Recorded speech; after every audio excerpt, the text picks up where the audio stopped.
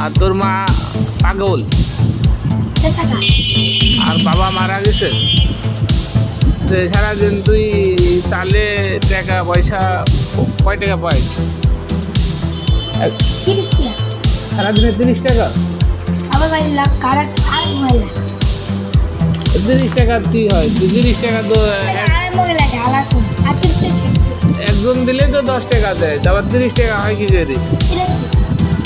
করে কার্টুন।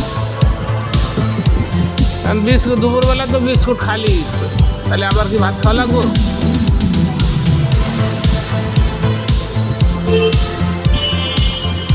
ওই লোক চিনিস? ওর বাপ মারা গেছে 10 টাকা।